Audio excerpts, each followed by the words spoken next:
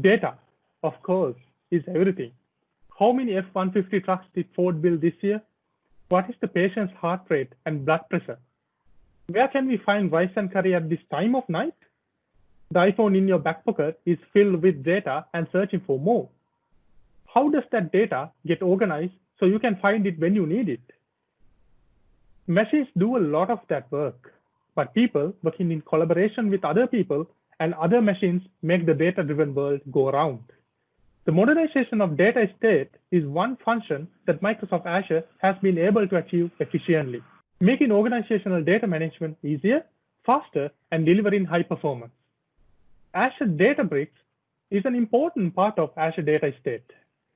Microsoft's most valuable professional, Dinesh Priyankara, is joining with me today to discuss about Azure Databricks. What is Azure Databricks? Okay, so let me explain Azure Databricks like this. Now, we can, if you really look for the exact definition, I can say that it is an Apache Spark-based analytical platform. It's purely for data processing. But if you really want to understand it simply, it's a cloud-based analytical platform which can be used for processing data. But when I say processing data, I want to highlight this part. It is not just for processing a small set. Like if you have to process 100 records, 1,000 records, even 100,000, 500,000 records, this is not the environment. But if you really want to get a very large amount of data process, this is what you have to use. I need to add one more thing on that, because we really consider that Spark is the best data processing environment or engine.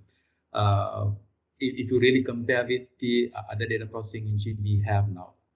So Azure has taken it. It is completely integrated with Azure, and it's a first-party service. So you can use Apache Spark-based analytical platform within Azure. That's why we call it as Azure Databricks. Right. Why we need Azure Databricks? Any specific usage?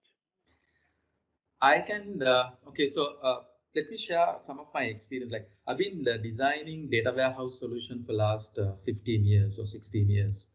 So initially we started with on-prem servers. If we really focus on Microsoft platform, we have been developing BI data warehouse solution using Microsoft SQL Server.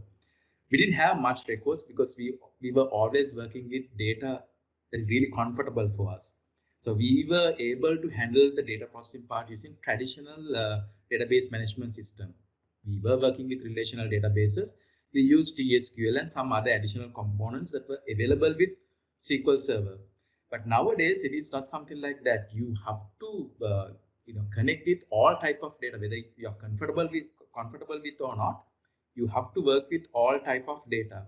For that, sometimes if you try to use on-prem servers, the standard on-prem servers rather than going for clusters, you will not be able to process data as you want. Sometimes you will not be able to handle at all.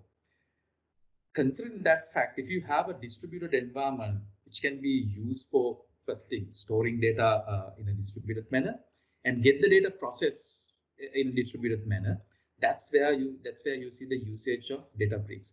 I can take Databricks and I can create the environment with multiple nodes. You can assume that it's multiple machines. So I have a large amount of data to be processed, and then I can simply create my instruction set and I can pass that instruction set to all these nodes saying, this is how I want to get my data processed. So we are talking about distributed processing. So if I use Databricks, I can easily get these clusters, or in simple terms, multiple machines created, up and running within a couple of minutes. And then I can get my data processed easily using Databricks. This is where you see the usage. There are multiple ways of using Azure Databricks. I mean, not just for data warehousing scenario. You can use this for many other things, but this is what you basically see. Can you highlight some features or facilities that are really helpful for businesses? Okay, so this is an environment for processing data, just like the other processing environment, but there are some main features, key features that are really helpful for us. One thing I see is auto scaling. Now, assume Prabhat, you need to get a data set processed. You know about it. you know that like at the end of the day, you are getting about 5 million data set, 5 million records, and you have a good idea on the spec you want. So you can create your cluster ready for these 5 million records and then get the data process whenever it is available. But assume that this is completely dynamic. Time to time you get 5 million. Sometimes you get 10 million, and sometimes you get much more. A large number of records than 5 million. So when we do not know the exact amount of data and the complexity related to the instruction set you have added, like you can say, okay, I want to get this data, connect with something else, apply some business logic. Likewise, you might be having a very complex business logic as well. So when you have something like that, it's very difficult to determine the exact spec you want. So this auto scaling in Azure Databricks allows you to configure your Databricks environment, saying that, okay, the minimum number of nodes, or in simple terms, machines I want is something like 4. Maximum is 16, but don't use 16 unless it is required. So Databricks environment is intelligent enough to determine whether now we need 4 or more, but it will not allocate more than 16 or based on the threshold we have set. So that's really a good feature because we don't waste money. Like, we can simply use what we want and we'll be paying for what we have used. That's one. Other thing is there's something called auto terminate as well. Once a cluster is created, whether you use it or not, since cluster is up and running, you have to continue to pay. Okay, so I cannot say that it is really, really cheap. You'll be paying some good amount to Azure if you use Azure Databricks. But what if you can say that, okay, no one is using your cluster, wait for 1 hour, check and see. If no one is using, shut it down automatically. So that's also really a good feature. Other than that, there are some additional features too. But I see these two as key things when it comes to Azure Databricks. I want to process my data.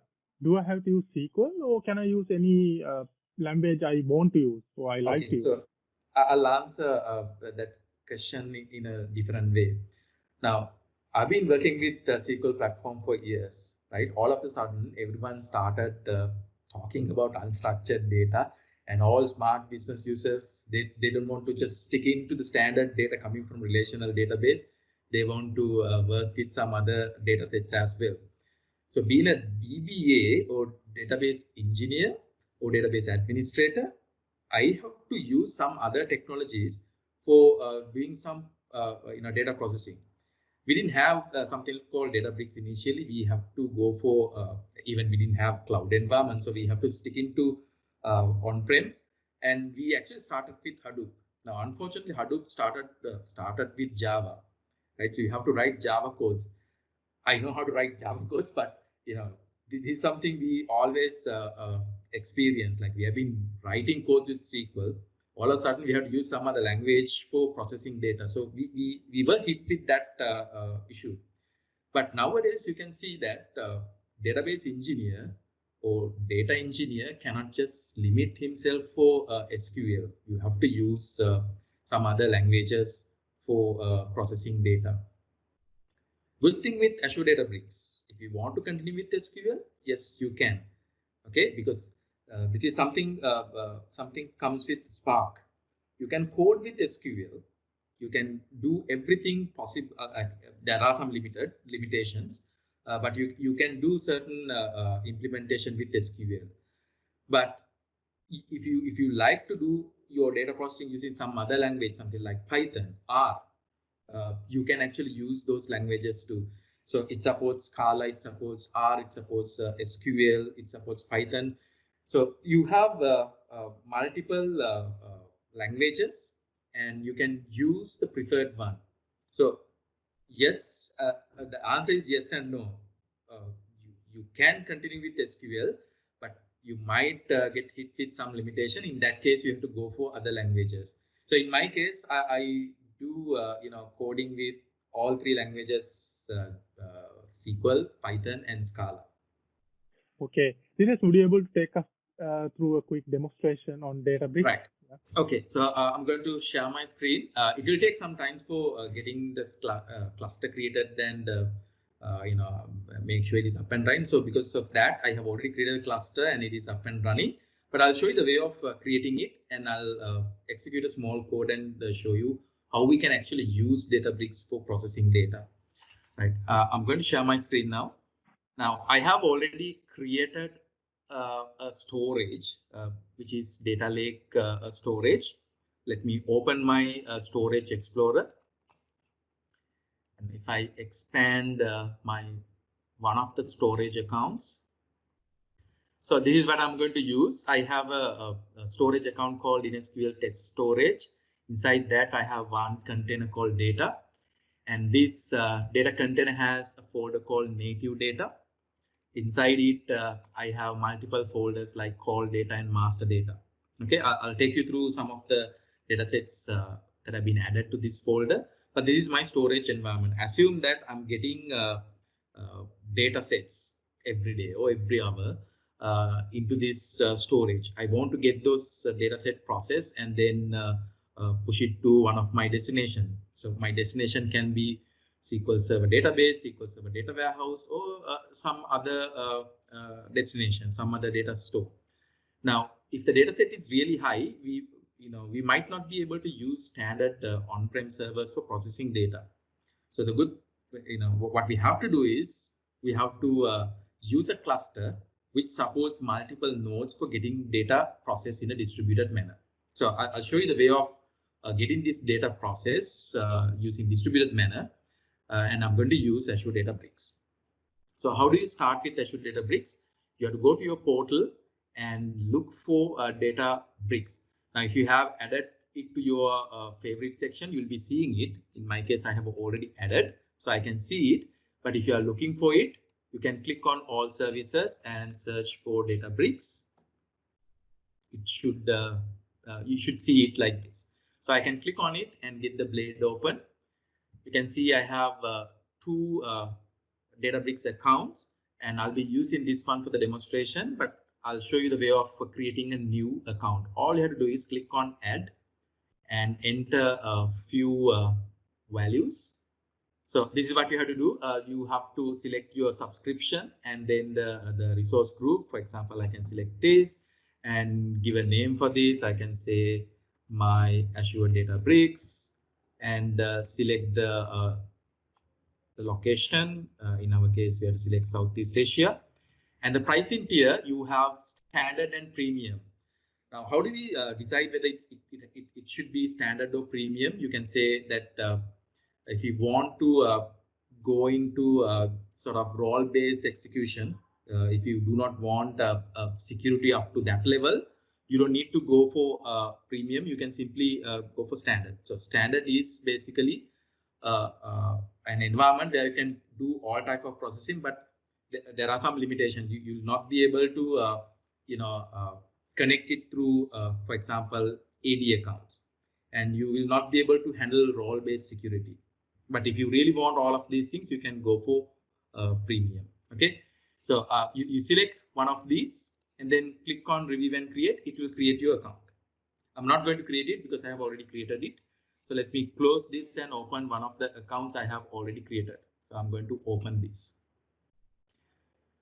So this is your workspace. Once the account is created, this is your workspace. So I can click on launch workspace and it will open a portal which I can use for configuring my environment, writing codes for processing data, creating clusters, setting up certain values. Okay, you should be able to see my environment now. Yes, right. Now, these are the section in Azure Databricks environment. So the first thing we have to do is create a cluster. So this is your workspace. Initially, it has no clusters. So you can get your cluster created. It will take some time, like a couple of minutes, not like 15-20 minutes. In most cases, within 2 to 5 minutes, you can get your cluster created. So if you want to get a new cluster created, you can go for clusters and click on create cluster. You can see I have already created the cluster, which is cluster 01. It is running with this spec. Let me open the form and show you the way of creating the cluster. So I can name this as cluster 2. and I have two modes, high concurrency and standard. So based on the requirement you want, you can use, for example, if your cluster is going to be used by multiple concurrent users, it's always better to use high concurrency, otherwise standard is fine. But if you go for high concurrency, again, there are some limitations, even though you get facilities for getting concurrent connection smoothly executed. One limitation with high concurrency is you will not be able to write codes with Scala language. Okay, there are some more. You can refer Azure Docs for more details, but let me select standard, and we don't need to worry about the pool. We have to. It is always better to use the latest Databricks version, and these are the two features I explained with one of your questions: auto scaling and terminate after 120. So if I disable auto scaling, you can see that I can set number of nodes I want, but it's just one setting. But if I select this, you can see min and max. So this Databricks environment will try to process my data using 2 workers, but if it needs more, it can go up to 8. So what I'm saying is I can spend my money up to 8 nodes. Okay, that's what I'm saying, but try your best to stick into 2 nodes. Okay, right. And if you go through this drop down, you can see various type of specification for all these nodes. If I'm doing a standard data processing, you might go through general purpose, but there are different types of specification like memory optimized, storage optimized, GPU accelerated. For example, if you're going to do some machine learning or the data science experiments specifically on videos, audios, you have to use GPU accelerated specification. But in our case, we can simply use the standard one. In addition to that, there are advanced options. You might have to go through advanced options, specifically if you try to make sure that AD authentication works with this. But other than that, this is all you have to submit. You select it, click on create cluster. Your cluster is getting created within a couple of minutes. Okay, right. I'm not going to create it because it has been already created and it's up and running. So let me show you how to connect with my Azure Data Lake and process data. I'll show you a very simple code just to manage the time. But if you have any question, we can discuss either through the video or we can go through the comments, and we can answer those comments later. So if I go for home, I can see my folder. If I want, I can create some additional folders as well. Let me open this file. But before that, if I want to create a new code, this is what I have to do. Click on your folder, go to create and select notebook. When I go to notebook, it will ask the name for this, my test notebook. I can name like that, and I can select the language. Now, the good thing with this Azure Databricks environment is I can select the language as Python, so I can write codes in Python, but anytime I can write codes using other languages as well. You'll be seeing it. And if there's a cluster, I can select it and I can say click create, and this is my notebook. So I can write codes. So initially I selected as Python. So that's why you see as Python notebook, and you can write Python codes. So let me open one of the codes I have already written, something called create database. So this is a notebook for SQL. That's why you see SQL. So I can write SQL statement. So I'm familiar with SQL. I can write SQL statement. I can create a database within my Databricks workspace or the cluster. So if I execute this, I can get my code executed. So I should see my database. If I go to data, this is the database I just created, but no tables. And you can see it has a default database as well. Okay, so let me open another code, something like this. So this is the code for connecting with my data lake. We don't have time for explaining each and every line I have written. Basically, I'm using service principal for connecting with my Azure data lake. So this is the data lake container I have. If I go for data section, native data, and then I have master data, and it has a file called caller accounts. So if I want to connect with my environment, I'm going to use this app registration or the service principal. This is my secret. Anyway, I'll be deleting this secret later. So it doesn't matter whether you see it or not. So let me execute that code. It will create the Spark context. Once the context is available, then I can access my data lake. Right. So the code got executed, no errors. So I can list out all the files, but rather than executing this, let me execute this one. So this code looks for a files called call accounts in the native data master data folder. If I go to my storage, this is the file. So this is how you read it. I can create a data frame and then I can check for it. So if I execute this, it should connect with my Azure Data Lake. It should connect with this file, and I should be able to see it as a table. So you can see there are multiple Spark jobs are running, and this is what I have. So likewise, I can connect with my block storage and get the data as I want and process. Whether you have one file or whether you have thousands files, it doesn't matter. As long as you have the capacity for processing data, you can get them processed. You can create internal table. Sometimes we call them as managed table. I can create external tables. I can create a table connecting with the file in the data lake. That's going to be an external table. Or I can bring data into my environment and create a managed table. So there are supports like that in Databricks. Okay, so let me show you another notebook I have created. I'm not going to run that notebook, but I'll take you through the code I have written. So I have a one called process CDR records. So just like the previous one, I create the context using this code. So my Databricks environment can connect with Azure Data Lake. Then see this code, I'm connecting with all the files in this folder. So since this supports any type of language, you can use your preferred language and write the codes as you want. In this case, this is Scala. So I connect with all the files in this folder and then create. Okay, so this schema will be placed on top of the cell set coming from this. In addition to that, let me show you another code. Let me scroll down. So you can see I'm connecting with multiple sources. This is the data source I have created. Sorry, this is a data frame I have created within my notebook, and this is a table I have created inside my database. So likewise, I can combine results coming from multiple environments and process my data, apply my business logics, and then later I can get the result, send it back to the data lake if I want, or send that result set to any destination, something like Azure Data Warehouse.